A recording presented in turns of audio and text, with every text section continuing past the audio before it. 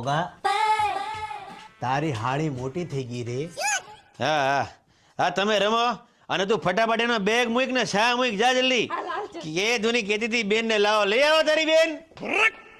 તમે લોકો એક વસ્તુ નોટિસ કરી, આ ઓગાની હાળી કુંવારી છે અને હુંય કુંવારો છું. અરે